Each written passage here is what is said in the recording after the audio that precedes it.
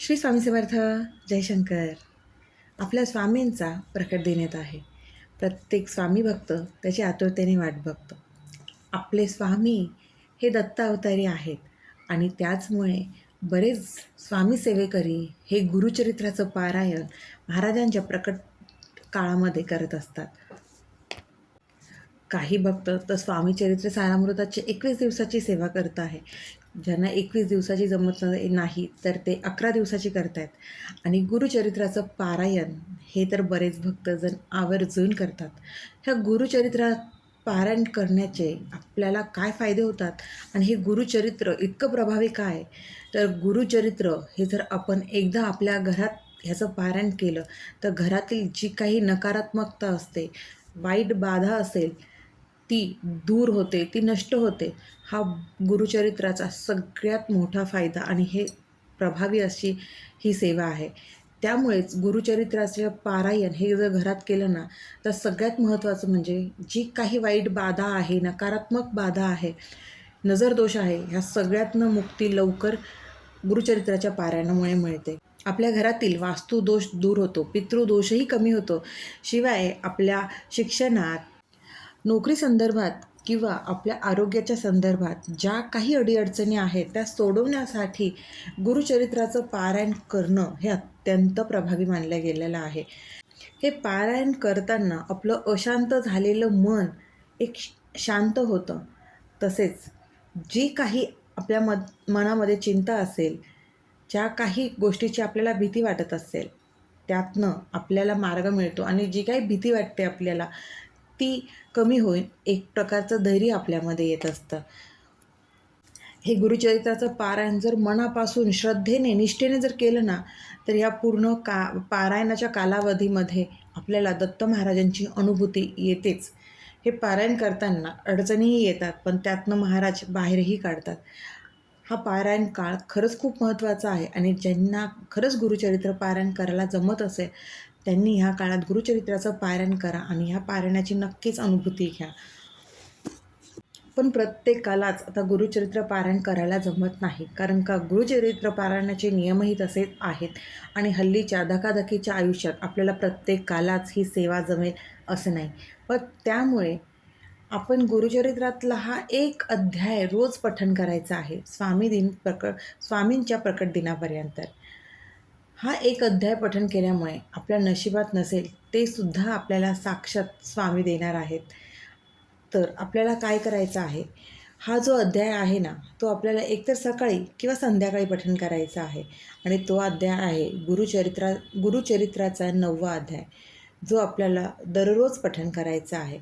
आपल्या स्वामींच्या प्रकट दिनापर्यंत ही सेवा तुम्ही करू शकतात. जर गुरुचरित्राचा हा अध्यायही पठण करायला आपल्याला जमत नसेल तर एक श्लोकी गुरुचरित्र हा एक श्लोक आहे, त्यालाच एक श्लोकी गुरुचरित्र म्हणतात. या श्लोकामध्येच पूर्ण गुरुचरित्राचा सार आहे. त्यामुळे कुठलीही सेवा जमली नाही तर हे एक श्लोकी गुरुचरित्र नक्की म्हणावं.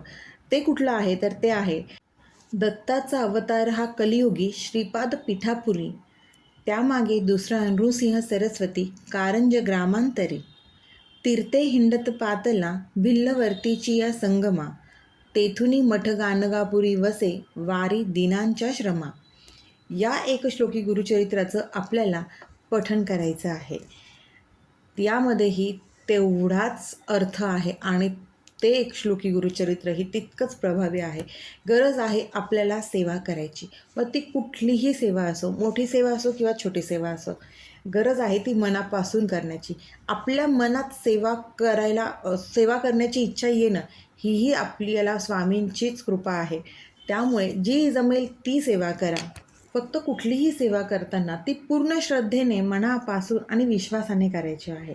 आणि हो, त्यासोबतच साहजिकच आपल्याला आपले कष्ट, कर्म प्रामाणिकच ठेवायला हवेत. कष्टाला पर्याय नाही ही गोष्ट आपण नेहमीच लक्षात ठेवायला हवी. कष्ट आणि ही सेवा ह्या दोघांची सांगड घातली तर आपल्याला इच्छित फलप्राप्ती नक्कीच होते. आपल्या स्वामींची कृपा आपल्यावर होते. आपल्या मनामध्ये सेवा करण्याचा भाव उत्पन्न होणं ही सुद्धा खूप मोठी गोष्ट आहे. कुठलीही सेवा करताना स्वामींना शरण जाऊन, दत्त महाराजांना शरण जाऊन आपल्याकडनं ही सेवा निर्विघ्नपणे पार पाडून घ्या ही विनंती करावी.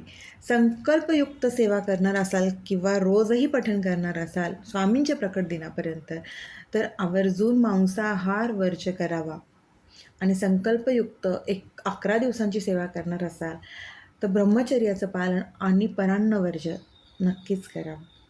आणि ज्यांना शक्य असेल त्यांनी आवर्जून गुरुचरित्राचं पारायण करा. गुरुचरित्राचं पारायणाची अनुभूती नक्की येते.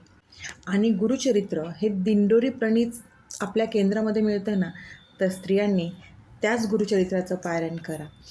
कारण संस्कृतमधील गुरुचरित्राचं पारायण स्त्रियांनी करू नये यामागे एक शास्त्रीय कारण आहे आणि मी त्याचा अनुभवही घेतलेला आहे. त्यामुळे ते पारायण न करता आपलं दिंडोरी प्रणीत केंद्रामध्ये जे गुरुचरित्र मिळतं ना, त्याच ग्रंथाचं पारायण करावं स्त्रियांनी आवर्जून. आणि खरंच गुरुचरित्राचं पारायण करा आणि अनुभव घ्या. महाराज खरंच अनुभव देतात. काही सेकंदासाठी का होईना तुमच्या पारायणाच्या वेळेला ते त्यांची उपस्थिती तिथे दाखवतात. खरंच हा अनुभव आहे. आणि शक्यतो ब्रह्ममुहूर्तावरती हे पारायण करा. ती एक प्रकारची शांतता असते आणि त्या शांततेमध्ये तुम्हाला ती अनुभूती नक्कीच जाणवते. त्यामुळे ज्यांना जमत असेल त्यांनी आवर्जून गुरुचरित्राचं पारायण करा. नसेल शक्य तर अध्याय 9 किंवा हे एक श्लोकी गुरुचरित्र याचं पठण स्वामी प्रकट दिनापर्यंत प्रत्येक स्वामी सेवेकरांनी, स्वामी भक्तांनी आवर्जून करावे.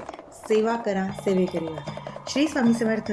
अशक्य ही शक्य करतील स्वामी, अशक्य ही शक्य करतील स्वामी.